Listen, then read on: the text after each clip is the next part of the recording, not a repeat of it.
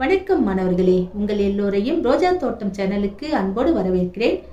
மாணவர்களே, வியத்தகு பூச்சிகள் பாடத்தில் கொடுக்கப்பட்டிருக்கும் புத்தக பயிற்சி வினாக்களுக்கு விடைகளை படிச்சுக்கிட்டு வரோம். அந்த பாடத்தின் தொடர்ச்சியை நாம இந்த வீடியோவில் பார்க்கலாம்.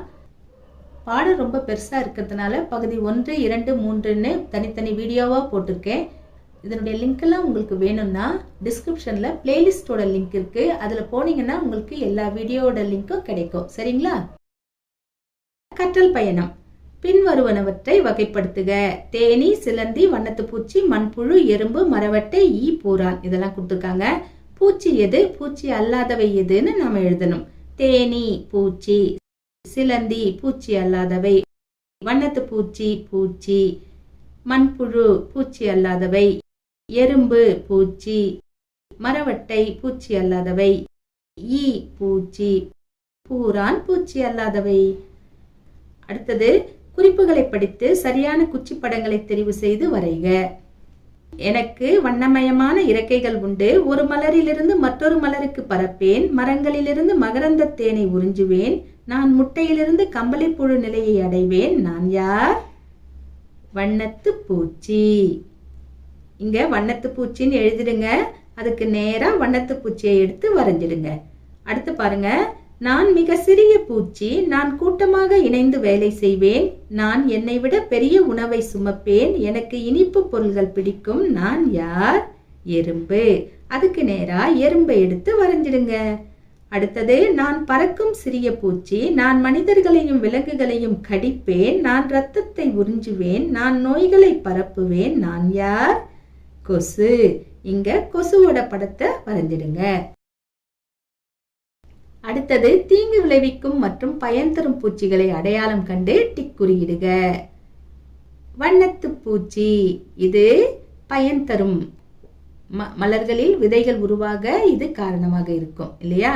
அதனால பயன் தருபவை இதுல டிக் போடலாம். கொசு இது நமக்கு வியாதியை தான் கொடுக்கும். தீங்கு விளைவிப்பவையில டிக் போட்டுக்கலாம். தேனி இது நமக்கு தேன் கொடுக்கும் இல்லையா? பயன் தருபவையில டிக் போட்டுக்கலாம். வெட்டுக்கிளி இது செடி கொடியெல்லாம் இது வெட்டி வெட்டி போடும். இத தீங்கு விளைவிப்பவையில டிக் போட்டுக்கலாம். அடுத்தது, எறும்பு. எறும்பு பயன் தரும். ஏன்னா மண்ணை வளமாக்கும்னு படிச்சிருக்கோம் இல்லையா? அதனால பயன் தருபவையில டிக் போட்டுக்கலாம். அடுத்து பாருங்க. வண்ணத்து பூச்சியின் வாழ்க்கை சுழற்சி படிநிலைகளை எழுது. முதல்ல இருக்கிறது முட்டைகள். இது ஃபர்ஸ்ட் ஸ்டெப். அடுத்தது லார்வா, அடுத்தது கூட்டுப்புழு, கடைசியில முதிர் உயிரி. அடுத்தது பாருங்க. நானே செய்வேன். சரியான விடையை எழுதுக. நான் ஓர் எறும்பு. நான் டேஷ் கால்களை கொண்டுள்ளேன். நான் பிற எறும்புகளுடன் டேஷ் வாழ்கிறேன். நான் ஒரு டேஷ். எப்படி எழுதலாம்? நான் ஓர் எறும்பு. நான் 6 கால்களை கொண்டுள்ளேன். நான் பிற எறும்புகளுடன் இணைந்து வாழ்கிறேன். நான் ஒரு பூச்சி. அடுத்தது, வேறுபட்டதை வட்டமிட்டு அதன் பெயரை எழுதுக. கொசு கொடுத்துருக்காங்க, வண்ணத்து பூச்சி கொடுத்துருக்காங்க, ஈ கொடுத்துருக்காங்க, கற்பாம்பூச்சி கொடுத்துருக்காங்க. இதில் வேறுபட்டது எது? வண்ணத்து பூச்சியை வேறுபட்டதாக நாம் எடுத்து எழுதலாம். வண்ணத்து பூச்சி. ஏன்னா வண்ணத்து பூச்சி நன்மை செய்து நமக்கு, அதாவது மலர்களில் விதை உருவாக காரணமா இருக்கு. அதனால இது நன்மை செய்யுது. மற்றபடி கொசுவோ ஈயோ கற்பாம்பூச்சியோ நமக்கு நன்மை செய்வதில்லை. அதனால இதை எடுத்து எழுதிக்கலாம். அடுத்து பாருங்க. எறும்பின் வாழ்க்கை சுழற்சியின் படிநிலைகளை எழுதுக. முன்ன எழுதணும் இல்லையா வண்ணத்து பூச்சிக்கு? அதே மாதிரி தான். இங்க பாருங்க. இது முட்டைகள், அடுத்தது இது லார்வா, இது கூட்டுப்புழு, இது முதிர் எறும்பு. கீழே அந்த படிநிலைகள் கொடுத்துருக்காங்க. இங்கிருந்தே கூட ஸ்பெல்லிங் பார்த்து நீங்க எடுத்து எழுதலாம். அடுத்தது வாய்மொழி வினா. பூச்சிகள் நமக்கு பயன் தருவனவாகவும் தீங்கு விளைவிப்பவனவாகவும் உள்ளன என்பதை எடுத்துக்காட்டுகளுடன் விளக்குக. தேனி பயன் தருது, வண்ணத்து பூச்சி பயன் தருது, எறும்பு பயன் தருது, கொசு தீங்கு விளைவிக்குது, கற்பாம்பூச்சி தீங்கு விளைவிக்குது, ஈ தீங்கு விளைவிக்குது இல்லையா?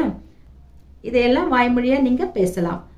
அடுத்தது பாருங்க. செயல் திட்டம். உங்களது வீட்டை சுற்றியும் பள்ளி தோட்டத்தை சுற்றியும் காணப்படும் பூச்சிகளை உற்று நோக்குக. நீங்கள் பார்த்த ஒரு பூச்சியை வரைந்து பின்வரும் தொடர்களை நிறைவு செய்க. நீங்க பார்த்த ஒரு பூச்சியை இங்க வரைஞ்சிடணும்.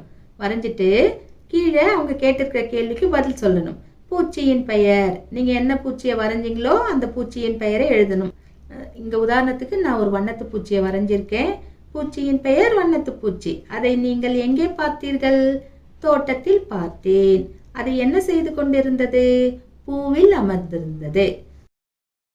அடுத்து பாருங்க, கொசு அல்லது ஈ போன்ற தீங்கு விளைவிக்கும் பூச்சி குறித்த விழிப்புணர்வு சுவரொட்டியை தயாரிக்க உங்களது சுவரொட்டியில் இடம்பெற வேண்டியவை: பூச்சியின் பெயர், அதனால் ஏற்படும் தீய விளைவுகள், அவற்றிலிருந்து நம்மை பாதுகாத்துக் கொள்ளும் ஒரு வழிமுறை. இதெல்லாம் இருக்கணும்.